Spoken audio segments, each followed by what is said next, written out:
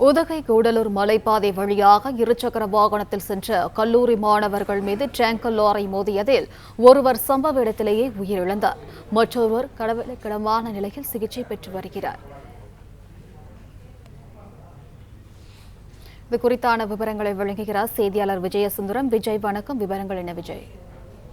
வணக்கம்.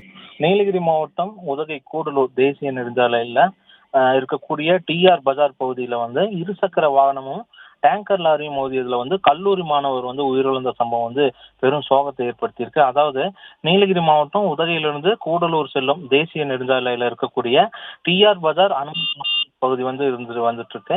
இந்த பகுதியில இருக்கக்கூடிய சாலையில உதகை அரசு கல்லூரியில பயிலும் இரு மாணவர்கள் இருசக்கர வாகனத்தில் சென்ற போது கூடலூர் பகுதியிலிருந்து எதிரே வந்த டேங்கர் லாரி இந்த இருசக்கர வாகனத்துல மோதி இருக்கு. இதுல 18 வயசு மதிக்கக்கூடிய மிதுன் என்பவர் சம்பவ இடத்திலேயே உயிரிழந்தாரு. இதனை தொடர்ந்து காயமடைந்த மற்றொரு மாணவரை அவ்வழியாக சென்ற மற்ற வாகன ஓட்டிகள் மீட்டு ஆம்புலன்ஸ் மூலமாக உதகை அரசு மருத்துவமனைக்கு முதலுதவி சிகிச்சைக்காக அனுப்பி வச்சிருக்காங்க. மேலும் உயிரிழந்த மிதுனுடைய சடலத்தை பிரேத பரிசோதனைக்காக உதகை அரசு மருத்துவக் கல்லூரி மருத்துவமனைக்கு அனுப்பிச்சு வச்சிருக்காங்க.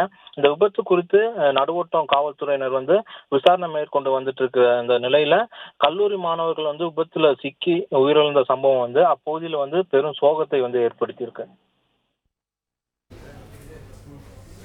விவரங்களுக்கு நன்றி விஜய் சுந்தரன்.